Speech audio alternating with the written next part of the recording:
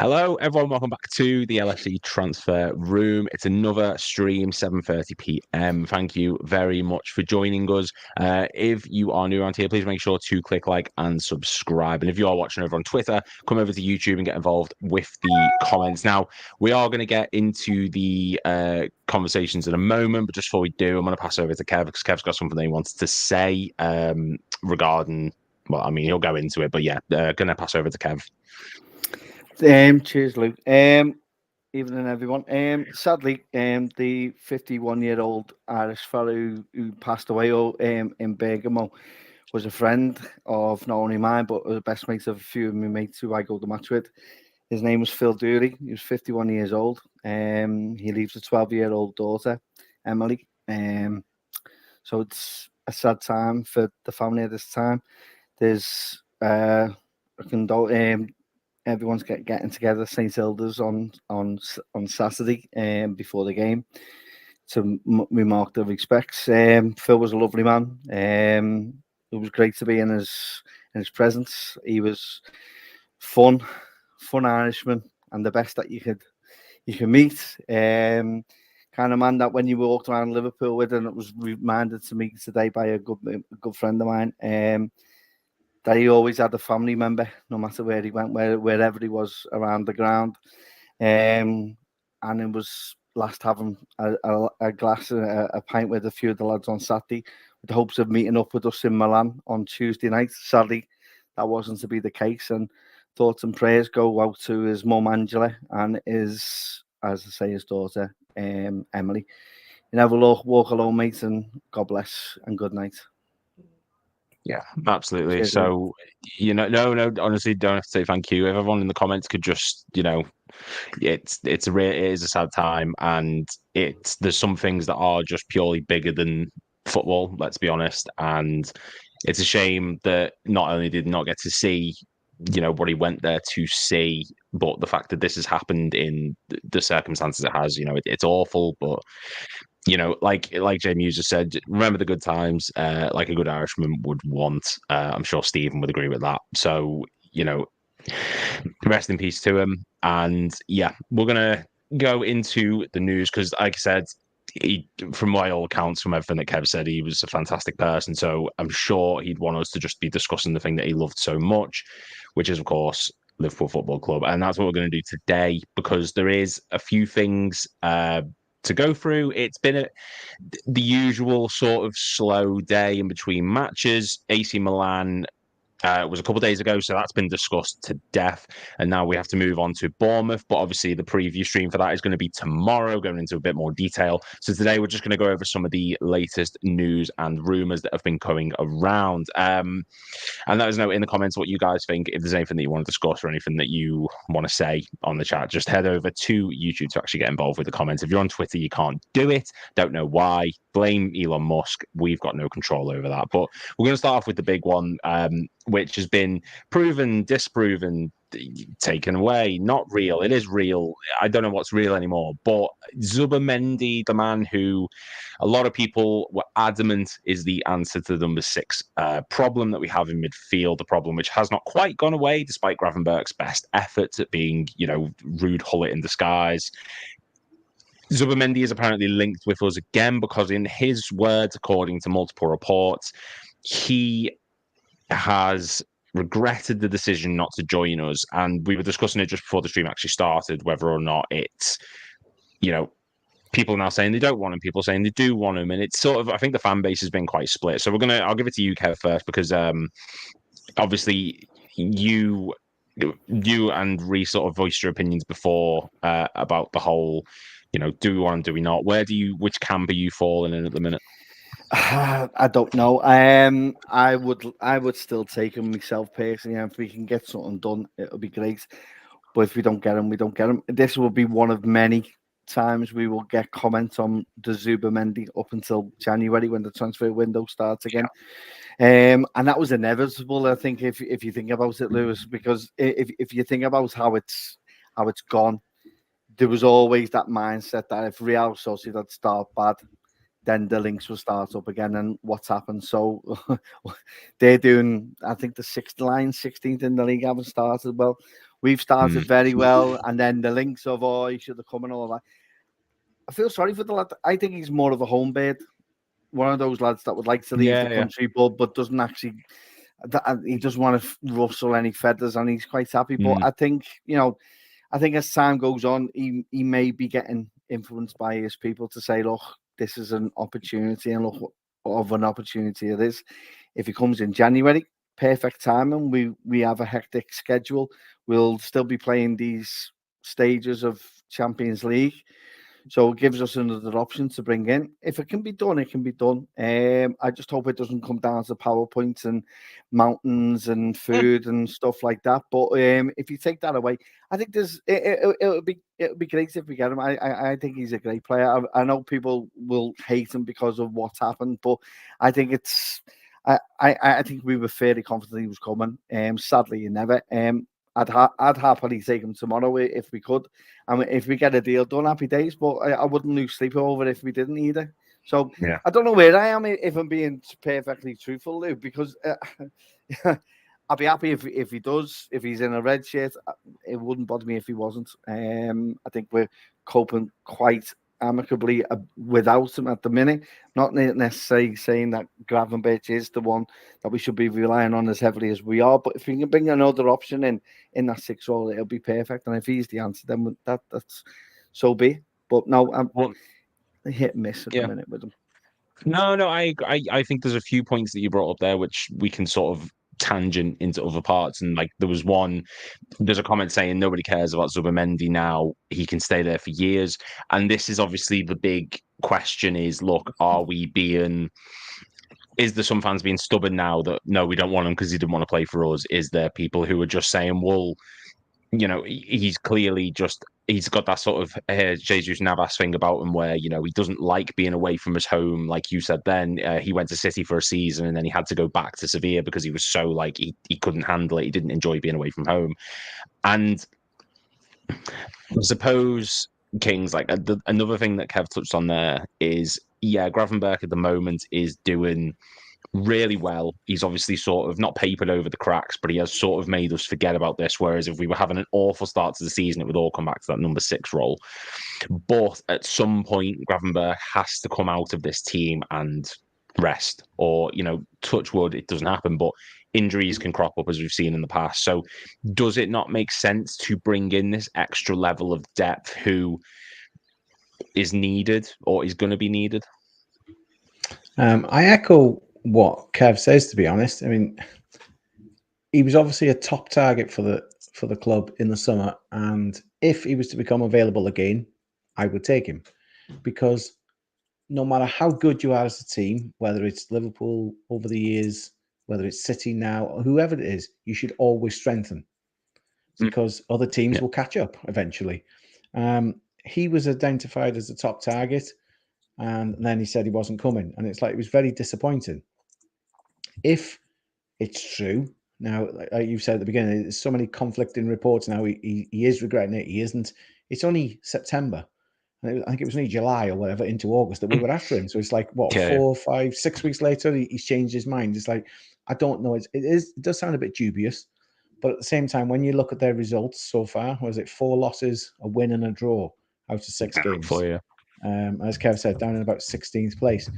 And yes, he seems a good option on paper, and Gravenberch, unfortunately, can't go the whole season, every single game, playing in that role. He is going to either get injured, he's going to get tired, he's going to get dropped, whatever the reason is.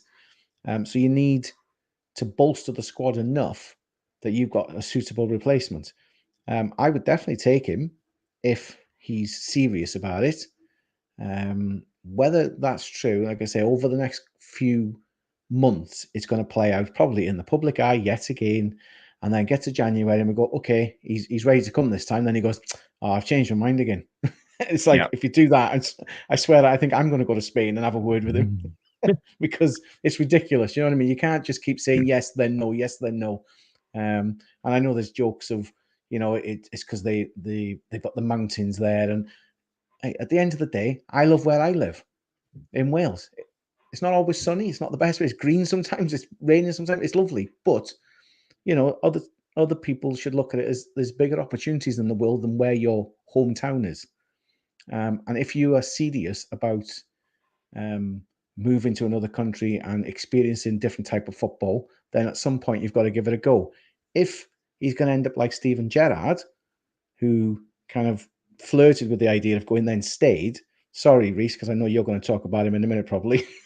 Then you can see it as a homeboy. I can understand it from the other side, but just come out and say that categorically and just go, right, I'm staying, no issues. So, it's one of them. Yes, I would take him, but he's got to show for real that he wants to come.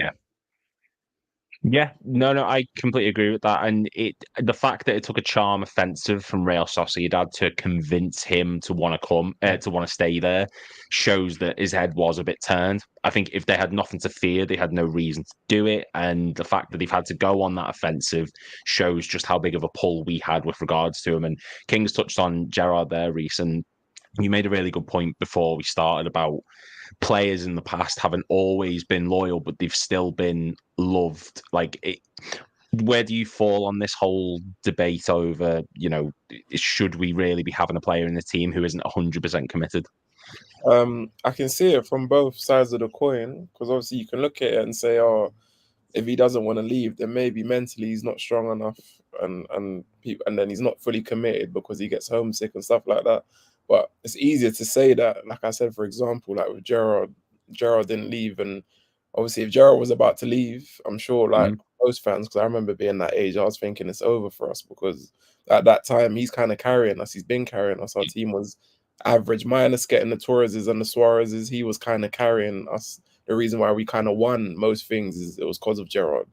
But for me, I still think at the end of the day we need a six. And with Liverpool, if you look at their history, they usually tend to go back in for someone. Obviously with Van Dijk, they waited because they messed it up.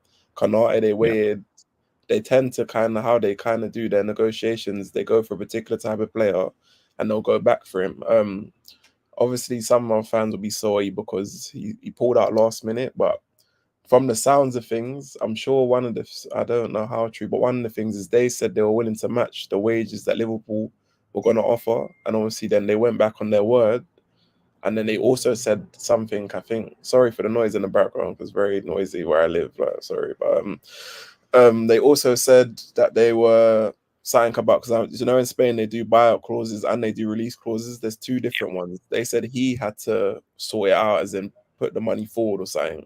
So because he seems like a nice guy, they kind of made it seem like if you're going to leave, we're going to make it seem like you want to leave. So you seem like to the fans that you're going to be like the bad guy. And I don't think he wanted to leave like that.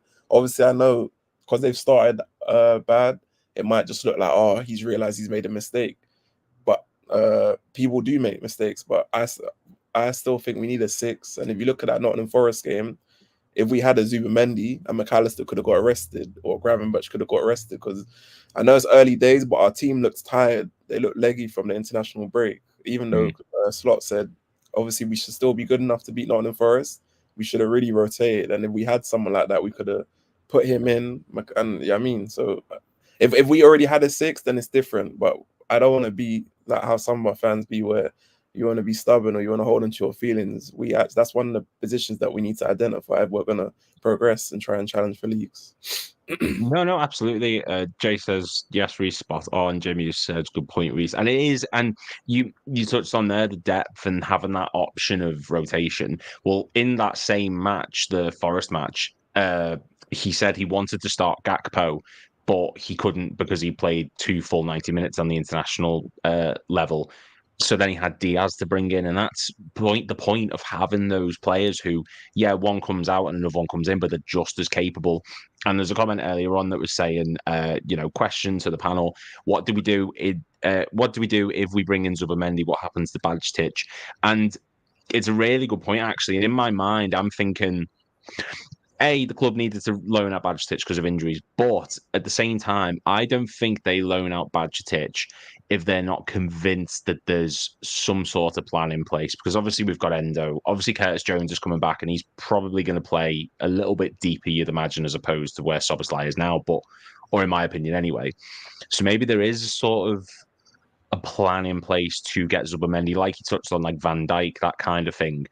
And I mean, Kev, obviously we touched on Gerrard and that, and I made the point before the stream that when it was 2012 and Suarez wanted to leave, or 2013, the summer of 2013, there was like the links to Arsenal. You know, there were reports that clubs in Spain wanted to come in for him the season before he actually left, and he wanted to leave. He then scores 31 goals the next season, and sort of like all is forgiven. So realistically, does it really matter if he wanted to come to us or not? Because as soon as he starts playing well, you know, surely the needs of the club itself outweigh people's sort of desire to have someone who's completely loyal to one club, because no one is in football nowadays. It's coming far. It's coming a rare breed of player that is actually going to be predominantly staying, and it's very hard for someone from the Basque country to stay there when they're predominantly good. They tend to move on to Barcelona or stay within the region. It's difficult, and it's a conundrum. It's a conundrum that will continue, and it'll endlessly be a thorn in his side as to what's going to actually happen with him. I feel sorry for the lad. He's stuck in the middle, and we got everyone shouting and raving about how good he is, and he showed how good he is. And you know, we wouldn't be in the play, but as you quite rightly said, Luke, as soon as he starts playing well and he starts climbing the league, and it's down to him, then you're going to have the bigger fish coming into play as well. And, you know, the price then, does that stay with his release clause, or does that change automatically? Who knows? But it's a difficult one. And again, this will continue, and it'll be one of many stories between now and January that we'll get about the lad. And, you know, hopefully, you know, it will get resolved. I think there will be a conundrum with Basic going on loan as well.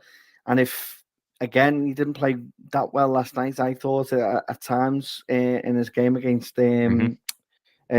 Sparta Prague. And I think that's down to a few things. It's down to him missing 15 months of action and a very poor,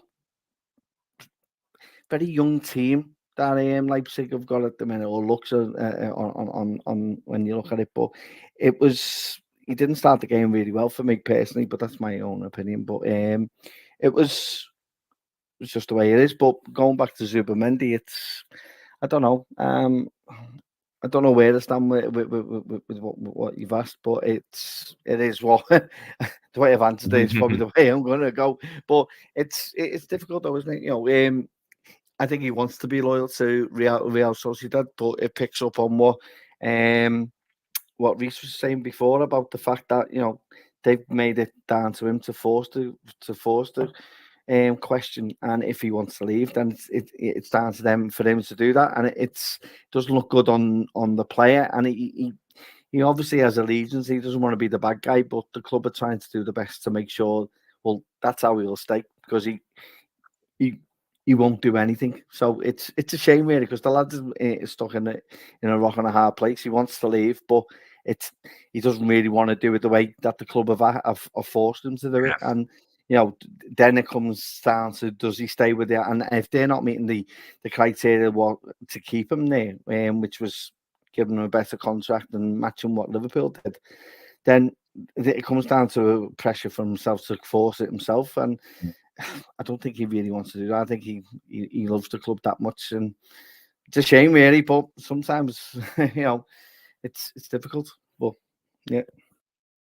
Yeah, and you know, he does need to, like Van Dijk did, sort of, he needs to push the not the envelope, but needs to push that sort of I want to move. And you're right that, and people said it in the comments as well, that they were saying they'll offer him more money, they'll give him this, they'll give him that, but they're currently in a relegation battle, or what seems to be anyway.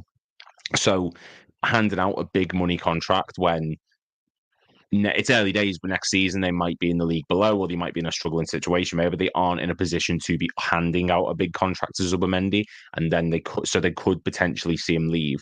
I'm just going to share my screen because I still can't get over this little feature, and I absolutely love it. So on the screen here, let me just get rid of the thing so you guys can actually see what I'm talking about. There we go. So if you can see it, Martin Zubimendi, this is his stats ranked across La Liga, just the Spanish league. It's not across any other division. He scored 1 goal and 1 assist all season. Now, one thing that the Liverpool midfielder, one particular thing that Gravenberch has that a lot of people seem to be really happy about is his ability to pass the ball as soon as he receives it. It's on the turn, one pass, and we're away. Like, he knows exactly where he wants to put it. Well, Zubimendi is in the top 86% for passes, and he's in the top 85% for successful passes. Most of them are coming in the middle of the pitch in the exact same way that Gravenberch does. And there are people saying we need a defensive player. Well, he's actually managing 1.64 interceptions per 90.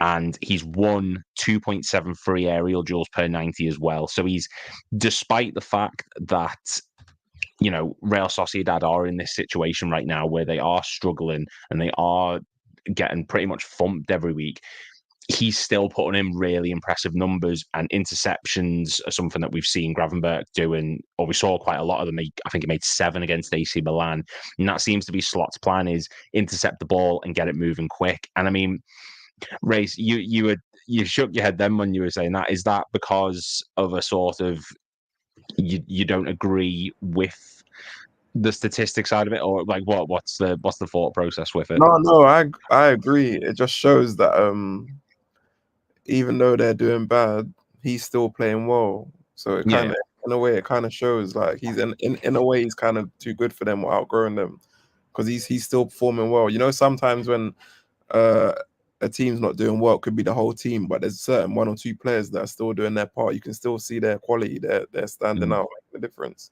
That's why I was just the reason I was just shaking my head. No, that's fine. Because in my head I was thinking, bloody hell, does he still think that's bad? Like, no. I was gonna say they're solid. Like, no. And I mean, like Reece said earlier on, Kings, like the players in La Liga all do have contracts. They do have release clauses and buyout clauses. Now, say if Sociedad have left this a while and they are in a situation a few months down the line where they're like, we've got to sell, we need to get money into this club.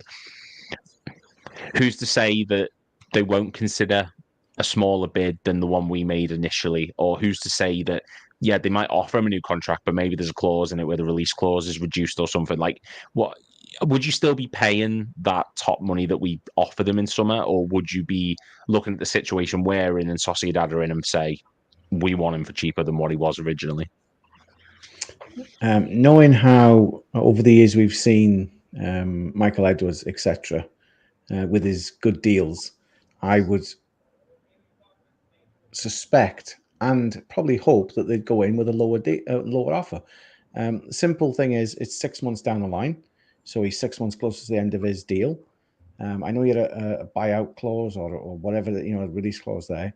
I'm going back just slightly to what I think it's Jace Hickman said in the chat about that. They haven't done the terms and conditions of his new contract. They haven't given him a wage rise, apparently. Now, I don't know if that's true or not. Fair enough. But if they haven't done what they've promised, then yes, he might be a home bird who wants to stay there. But at the end of the day, they're doing him wrong then. They can't promise him something and then mug him off. And that sometimes can play against them. The club, he might then just go, do you know what? Come out to the fans and say, yeah, I was happy to stay, but they've mugged me off here. And now they're struggling. And I think, well, why should I bother? So it could backfire on them. And if they are struggling near the end of the season, or if, by mid-season after Christmas, I suspect Liverpool would go back in. But I think it was about 51, 52 million last time. And I wouldn't be surprised if it's in the mid-40s somewhere or even less, because the club can quite legitimately say, listen, we come along with the proper offer and he didn't want to come, fair enough. But now you're struggling, things have changed, and legitimately they could offer less. I mean, they do have track record, as you pointed out. They did it with Van Dijk. It was like we wanted him and we didn't get him in the summer. And then we went back in just after Christmas and kind of thing. By January the 1st, it was signed and sealed, and the rest is obviously history, And I think, well, they could do that again, that type of thing. It's just convincing him that Liverpool is always sunny, and it's just like being in Spain. It'd be no problem. I mean, it's a hard sell that, like, bloody hell. Trying to convince them it's sunny, having a laugh. I think this has been the sunniest few days of the year recently. But no, I mean, yeah, I don't know. I think it's a really weird situation that Liverpool find themselves in, where having someone of this quality, and the fact that he's not been snapped up by another big team. Like, I know we've said about Van Dijk a million times already, but it's such a similar situation, and it was such a strange situation then that no one actually went in for Van Dijk when they did, and it's just like, keeping it on you, Kings, for a second. How big of an impact would having Zubimendi in this team make to the season as a whole? Because we saw against Forest, as soon as McAllister went off, the whole team just sort of fell apart. So with that in mind, having Zubimendi in the team, how big of an impact would that have on the season going forward? I think it'd have a big impact. Like we said, Gravenberch, to be fair to him, is doing well. I can't knock the guy, because last season I was kind of like, what's his proper position? He didn't seem to settle into anything in particular. And we were all like, oh, I can see why they let him go now, and that's why he's here and he's trying a game with a different team. But he's got his head down. He's got this position. They've told him, like, go for it. And he is, and he's doing well. But our backup is Endo, or potentially Curtis Jones. And Zubimendi, to be fair, is going to be far better than Endo, and I've got no thing against the guy at all. He come in and did a real good job last year. Curtis Jones, I do like the lad, but Zubimendi's experience, he's that kind of price for a reason. So you're buying the quality. Unfortunately, other players will lose out if we bring him in, but that's the way of the world, unfortunately. If you think he's good enough to be a starter, regular starter, then other players have to move out for him. But I do think if he can interchange, especially at the beginning, if he does come in, interchange with Gravenberch, and then them two are stronger than the other options maybe, and that would keep us solid in that number 6. He's a dedicated number 6. So, and I think lots of fans have noticed that's what we need. When you look at the way Slot plays compared to Klopp, I mean, Klopp was all about the bang forward. There it is. It's at the front players, go for it, score. And I've noticed, Slot ball as it is now getting tagged. It's build up, it's time, it's passing, which I have no issue with as long as we win. Of course, nobody has the issue as long as the goals are going in. And if you've got somebody who can dictate the play from the number 6, just in front of the defense kind of thing, and then pass it out to what you need. If it's quality like that, who can do it regular, all the time, game in, game out, then I think the people who are going, no, we don't want him because he turned us down, will quickly just go, it doesn't matter, he's top notch and we've got him, and let's make the most of him. So it changes that quick. We all know that football fans are fickle, aren't they, really? Yeah. Oh yeah. Oh, too right we are. That's not even for debate. Now, there's a really interesting question, because we've got a few bits that we're going to go through tonight, but there's a really good question that's been put in by Paul. And I'll go to you, Kev, with this first, and I'll go to you, Reese. What do the panel think of players taking strike action over the amount of game time? Is everything just down to money now and lining FSG pocket? I'm not agreeing with the FSG pockets thing, because I don't think that's got anything to do with this necessarily. I do think that this is just pure across the board. Rodri said it the other day. I don't know about you. I'm in complete agreement with it. I think they are ran too far ragged. You're getting to a point where they're going to play so much football that it's actually going to affect the quality of the matches that we're seeing. I would rather see 38 games in a year which are of the highest quality than 70 which are just piss poor. Like, I don't know if that's just me or what. I mean, I'll go to you, Kev, first with it. Like, where do you stand on this whole game time conundrum? I think it's only a matter of time, and I've said it since it's about 2 years ago. I've had the feeling that this is only going to go one way, and it will need the most influential players to go on strike before anything's actually looked at. If you look at it now, you look at next season, whoever wins the European Cup this year goes into the club championship. Which starts next week, in next summer. Yeah. So all those teams that will be going, the likes of Man City, the likes of Chelsea, and a few other teams, their actual pre-season isn't going to start until they get back from that. And that is an absolute. And the problem you've got is that you've now got FIFA looking at the UEFA Champions League and is now wanting their bit of that cake because they feel as though they can promote that.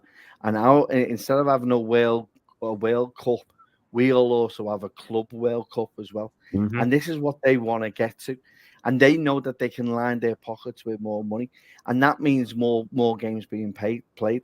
You look at Liverpool, if we go end to end all season and stay in every cup, you're looking at 68, 69 games a season. Well, we did it. We did it a few seasons ago. Yeah, exactly. So you're looking at 68 games. That is just impossible. And those teams that are playing the next 3 years, they're not going to have any kind of break. You got the Euros, you got the Club World Championships next year, and then the following year is a World Cup year. So where does it actually stop and when does it actually end? And I am totally behind all the PFA and the World Players Association until all teams and all players decide enough is enough. What will also then happen is you'll have players going, well, I'm not playing international football because domestically I'm playing enough games already this season, so I'm not going to play anymore. And then you're going to have that debate again. Do you want players going to international duty or not? I know where I'd be on that, but as a player, you want to play for your country, whether you like it or not. That's what happens. And every 2 years, that's the state of football. But the way it's looking now, the next 3 years, you could be potentially having a less of a pre-season than what you would normally have because of that. And you've got to play with 24 squad team or 25 squad team. It's ridiculous the amount of games that are being asked to be played, and it's appalling.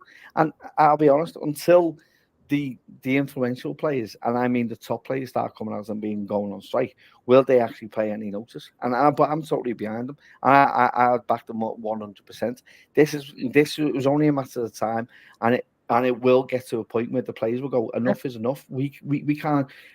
Everyone go, yeah, but they play well and they get paid well. That doesn't matter. They are still employees. Exactly. And there's only so many times you can actually ask a person to physically play football to a high level. At some degree, that will fall. I agree with you. 38 games is better than 70 games this season, as long as the quality is good.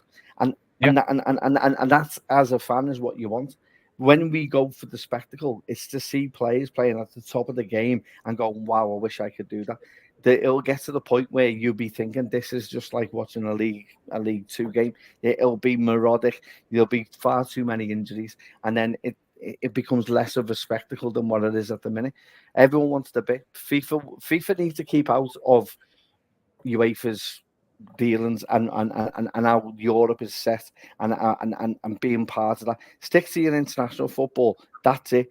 Don't start messing around with players and coming in and thinking that we'll have a Club World Championship in South America or America or wherever it is, and disregard how much time the players need off as well. It's disgraceful. Do you know what I mean? And I totally agree with it 100% with what you say.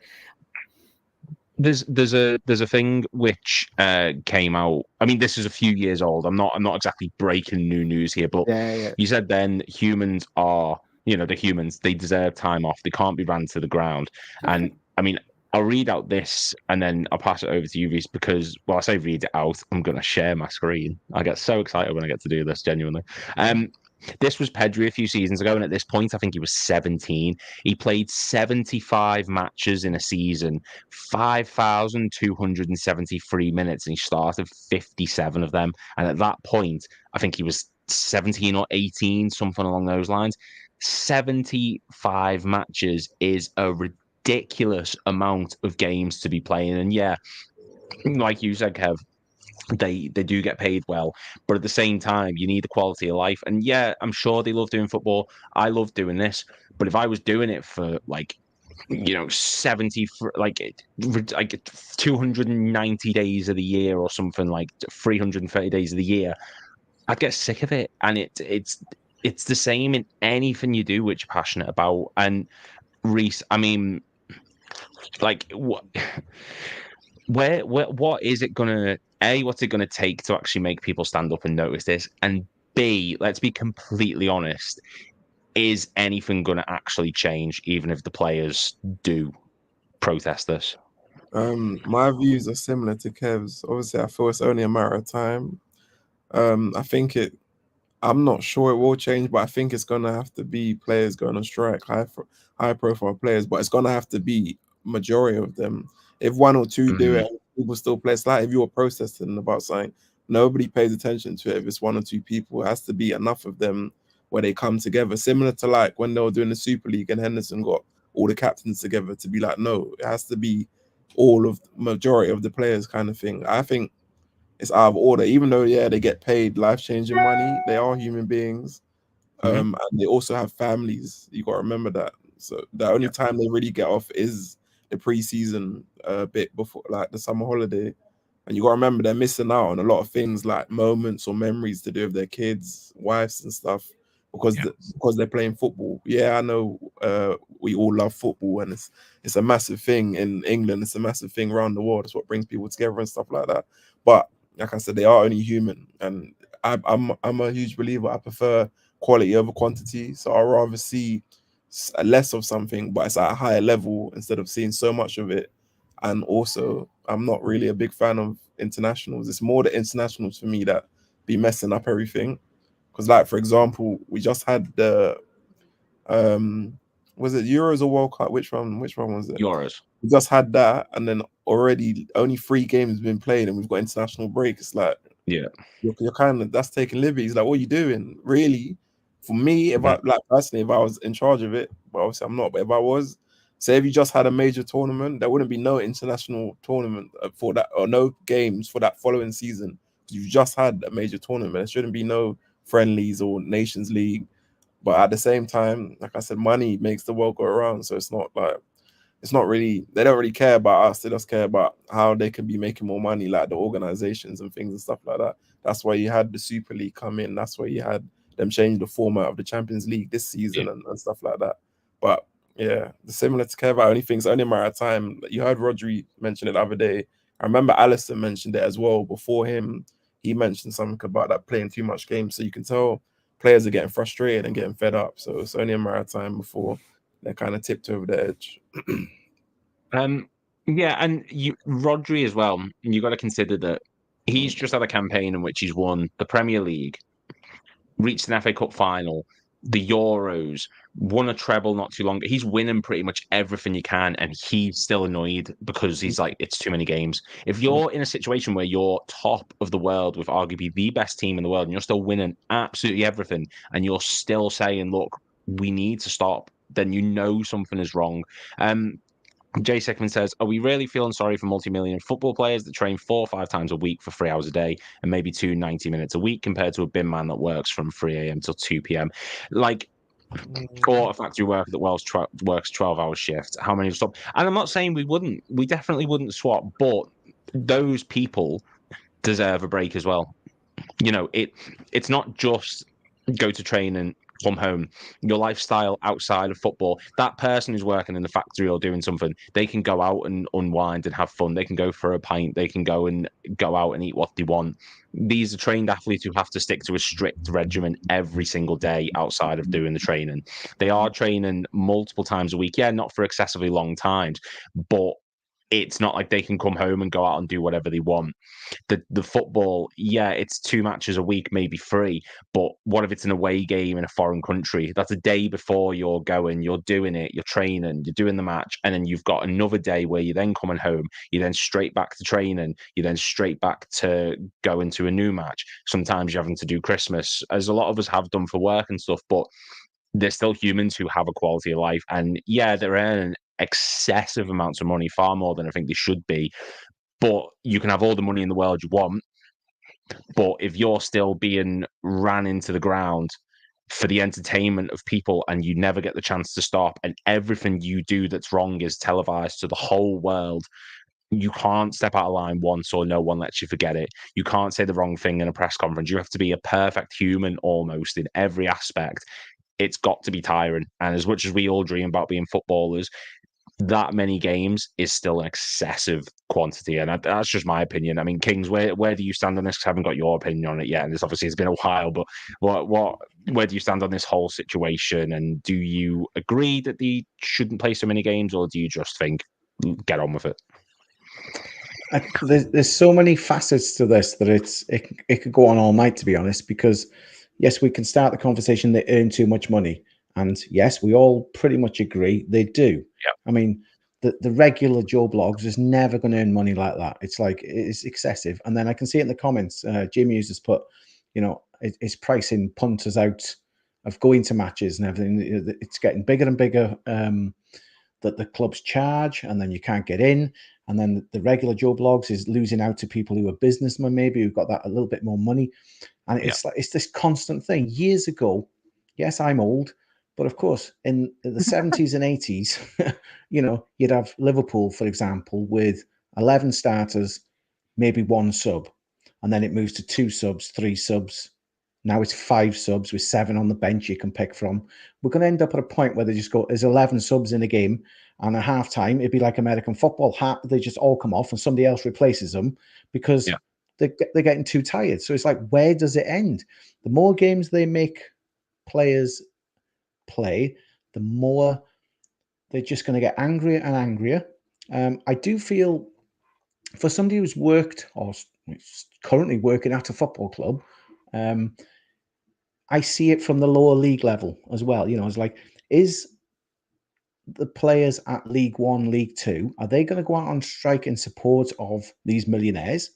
Because they've got families to feed, and most of them don't earn enough to go on strike in the first place to support them. Because they'll just be like, well, we're on a 2-year deal and we get X amount a week, and it's not enough, to support Rodri and Alisson and them, because they earn these hundreds of thousands. On the other side of it, just because they're millionaires and they earn a lot of money, it doesn't mean they're not getting flogged to death. So I see it from both sides. They are playing a hell of a lot of games. Reece was bang on when he said, we played 3 games, go straight into an international. I got to be honest, I hate international football with a passion. It's very rare I watch it. Unless Wales are playing and they're doing really well in the Euros like a few years ago, fine. But most of the time I don't watch international football because I find it boring. But then these players have got to fly out, like you said, here, there, and everywhere. Then they come back, and then straight away they're flying off to Milan with Liverpool, and then they're back straight away, and they're on a flight for a 12:30 kickoff somewhere else, and they're here, there, and everywhere. And it's ridiculous the amount of running around they do. It doesn't compare to the regular guys and women, to be fair, who do an honest day's work in factories and whatever in the city and all this. It's never going to compare. It's always been they earn too much, but now it's getting to the point they're playing too much as well, and they are going to get burnt out. That's why some of the top players get major injuries, and then they go, well, they're out for 4 months, and you can't go and see them because they're just burnt out now because they're playing too much, and somewhere it's going to just snap. And you've got to consider as well, and it's become a bit of a niche to a lot of people now, or it's become something that people just go, oh god, here we go. But the mental strength you've got to have as well, with the fact of if I'm in work, for example, and I make a cock up, I'll get spoken to, I'll get told, look, you did this wrong, and it feels crap. Do you know what I mean? Like, you feel bad. If one of these people makes a mistake, it's the whole world sees it. You've got thousands upon thousands of people berating you. Brennan Johnson for Tottenham the other day has had to deactivate all his things because he was getting abused. So it's having that as well on top of it all, where every action you do, every tweet you put out, every mistake you make, every action you do has an immediate consequence for thousands of people. That adds on top of it as well. And I completely agree that people have been outpriced, but they're still humans, as we're going to keep saying. Yeah, this is it. I think that the thing of, like, Brennan Johnson on social media, if players or anybody else wants to be on social media, that's their right. And they shouldn't have to deactivate because somebody's racist to them or threatens their family or anything else because they missed a goal or they hit the bar where they should have scored or whatever, or slipped and give away a goal. Whatever the situation is, or didn't make the sub when some person's happy, it needs to be, then people are getting abuse online for it. And it's like, that is outrageous. It's really not on in this day and age. And the individual player has to look, do they want to be on social media and maybe open themselves up to that? But at the same time, they should be free to be on there and not have the abuse. Because at the end of the day, if, like you say in work, if you do something wrong, you don't get the whole placed. Let's just say you work in a factory. I don't know, Lou, and I'm not presuming, obviously, but you know what I mean. And there's 300 people work there. You make a mistake, and 299 people all come round you, gather round you, and start slagging you off. It's like it would never happen. And yet these anonymous accounts on social media are berating players to the point that you think, right, I'll just withdraw. So then the next time that Brennan Johnson's now passing fans, he thinks, well, some of these could have been the ones slagging me off. I won't bother giving autographs to them. He walks past, ignores them. Then on social media, they slag him off for ignoring the fans. You can't win. It's a vicious circle all the time. Mm-hmm. No, I completely agree. And I'm in the minority here because I actually really like international football. I'm a big England fan. I have been since I was a kid. And even I agree that there's too much of it. It's way too much. I don't need the Nations League. I don't need friendlies every other. It's in a different thing before we move on to the next topic. It's made the international cap essentially worthless because you've got the opportunity to win about 50 of the things a season. So it's just, it used to be this big thing of you reach 100. Oh my God, that's incredible. Now people are doing it for fun because they just come so few and far between. And Paul Gordon says, as Bill Shanky said, football is more than life and death. Alan says, how long is a football career? Yeah, it's not too long, but I mean, unless you're Buffon, Christ alive. But yeah, we're gonna move on to the next one. There's a question that says, does Jota start Saturday or do you make a change? Tune into the stream tomorrow because the guys are going to discuss that for the Bournemouth build-up. That match is obviously on Saturday, so yeah, we're going to be discussing that then.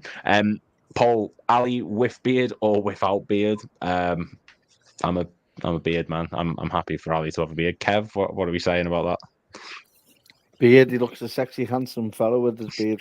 So I'm guessing Reese is the same because I saw him doing Yeah, I would lean towards beard. Obviously, to me, he looks good without a beard and with a beard because he just seems like he's got that charisma, that aura. But as you can see, I mean, beards all the way, beards all the way. Yeah, mine makes me look a bit. I've got like a bit of a chubby face anyway, but this doesn't help it. This just makes it like yours is good. Yours is better than mine. Yours is filled out a bit more. Mine's it's that bit. I Yeah, can't. you two should stop whinging. I've only got some fluff. That's all I can grow. But you and Kev look clean, fresh. Like, no mess. No mess. We've gone for the Arnie Slot look. The Arnie Slot look. Yeah. And we've gone for the Klopp look. Reese has gone for the Bruce Willis look as well. Too right. I love it. It's class, to be fair.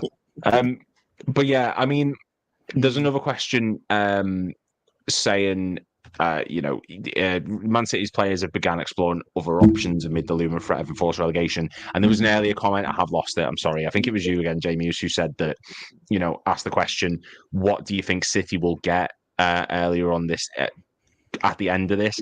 And Reese, we discussed it last week a bit, so I'll give it to Kevin and I'll pass it back to you. But I don't think that City are going to get a thing more than they'll get a big fine, which it's like Scrooge McDuck. It's you take a penny from him. What does it mean? I think they'll get a massive fine, and I don't think it'll go beyond that. I don't think they're going to get relegated because they bring too much money into the league. I don't think they're going to get a point deduction because it's just, I don't see it happening. Maybe a transfer ban like Chelsea did, but nothing beyond that. I mean, Kev, what are you thinking? What's the thought? Right, I was discussing this yesterday in the airport for about 2 hours, and I've still not come up to an amicable decision. It's once you start thinking about it, it's going to get into a complicated situation. So even if they are found guilty, you're going to have teams that were relegated in those years. And all this is based on them allegedly, just in case City come to me and start knocking on my door with all this. This is allegedly, if they are found guilty, then what will happen is it could open the window for financial claims going in from teams at the top of the league who've missed out on Champions League football, or who have missed out on trophies, who've missed out on European football, or finals that they've played in. So there'll be ramifications in that sense, and then also the relegated clubs for financial gains as well for loss of earnings, even though they've had parachute payments. So realistically, I think when the evidence in the next 10 weeks, I wouldn't be surprised if there's some kind of deal that's going to be put in place. Now, there is the problem with this as well is you've got political entities as well.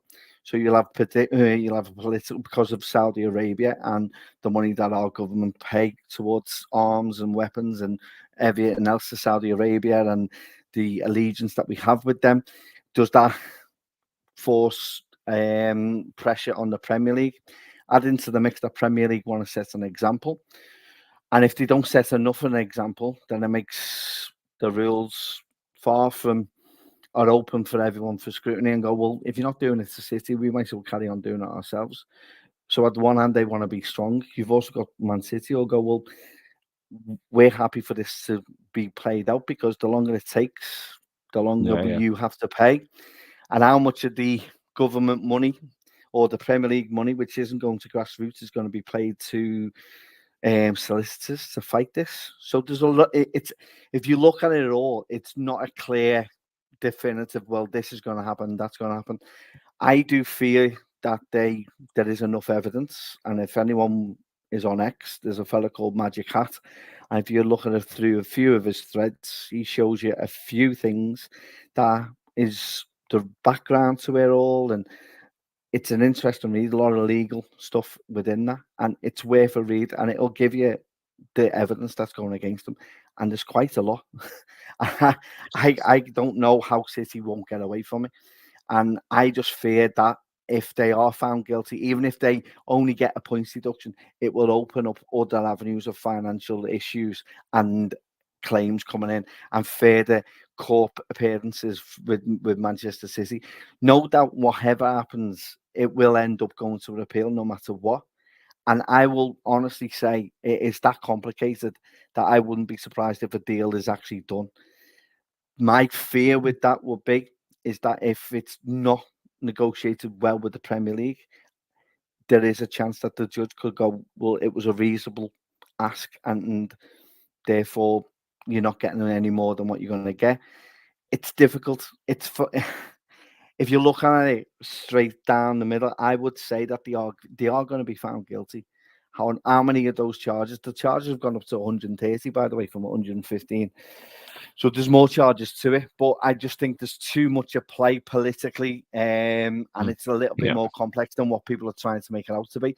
It's very different to the Forest and the Everton one.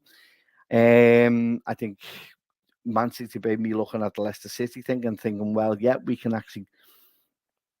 There's reasonable doubt. The difficulty about the Man City thing is it's trying to find someone who's independent and is impartial and provide an actual amount of stuff that is sees it from Man City side as well as what every fan wants. I think the Premier League are in a difficult position as well because as I've said, there's a political issue. They want to be hard on teams within who aren't adhering to our actual rules and regulations that they put down, and this will only make matters worse if they are found not guilty, and then it'll then put Richard Masters and the Premier League in a difficult position. Then you could see the league being changed and another organisation take over it. So there's a lot of implications, but I do think they are found guilty. I do think they'll get relegated. I don't think any trophies will be given to any clubs that have missed out. I think those seasons will be.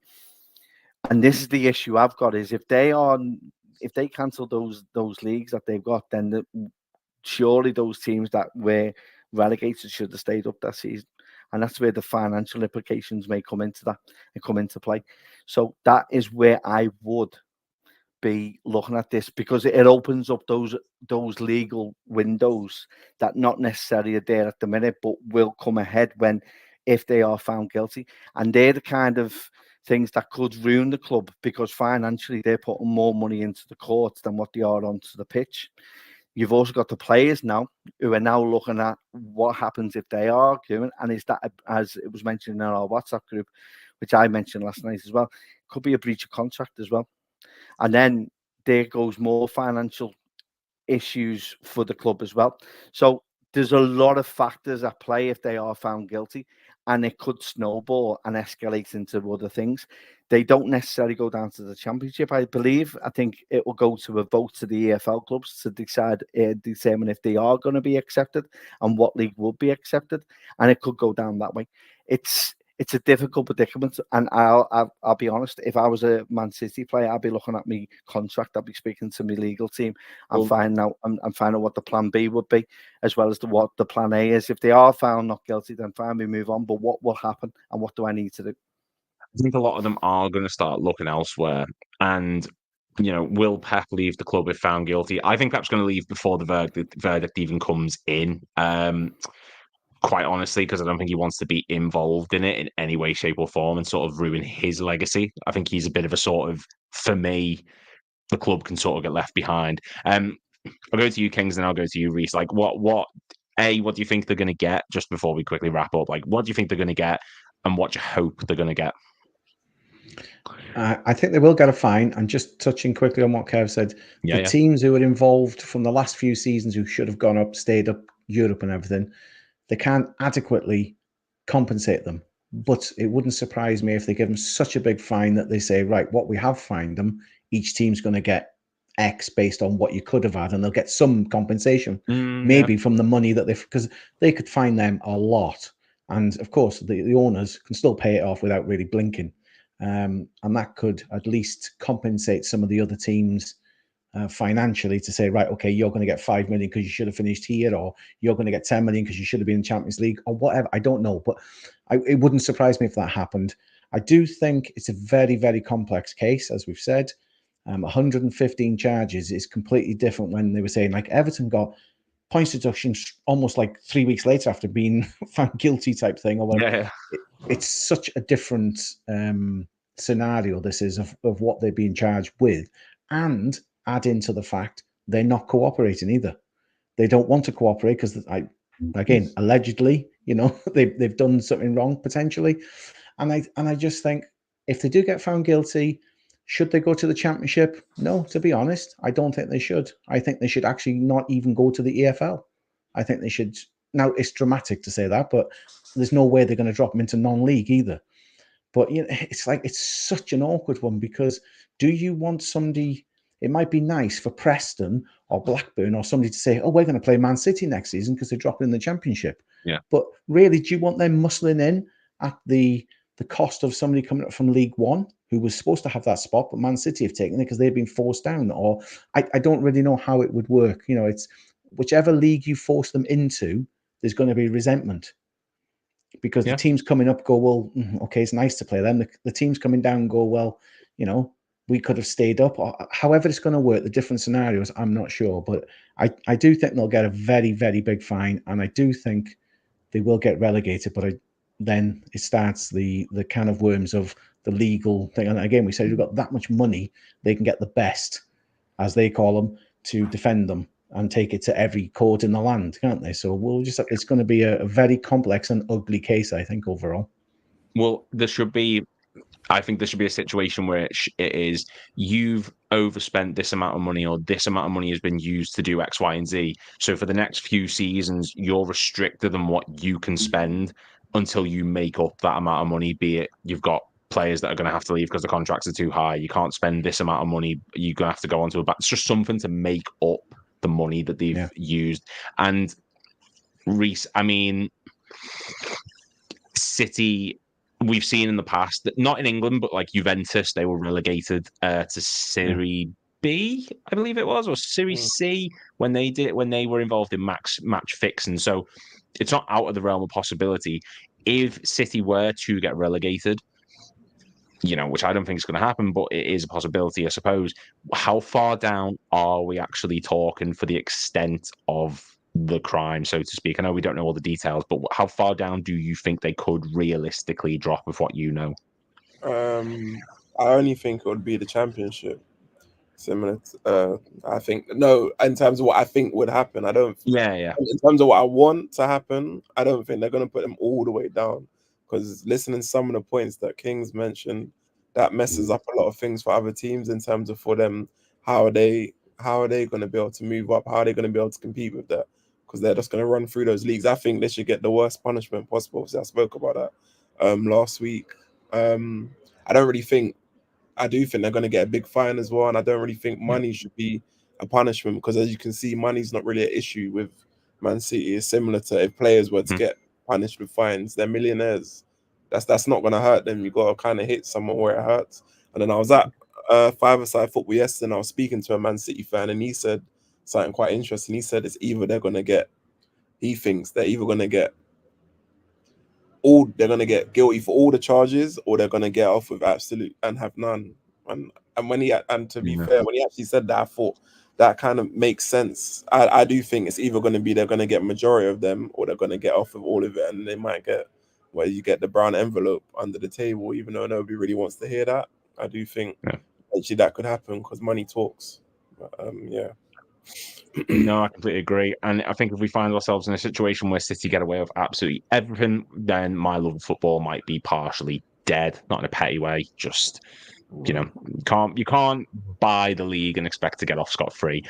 We are going to shoot from there. I didn't actually realize the time, to be completely honest with you. Thank you guys so much for watching. Kev, Kings, and Reese have been absolutely fantastic. So if you can follow each of them on Twitter, so Kev is there, Kings is down there, and then Reese is down there for me. Go follow them on Twitter. Make sure that you give them some love as well in the comments. If you want to see me waffle some more, I'm going live on my own channel at 9:30. So if you want to see me predict the Bournemouth game, the starting 11 for that, then come join in, get involved in the comments, and make sure to click like and subscribe here on the LFC Transfer Room. Thank you guys so much for watching. We'll see you tomorrow for the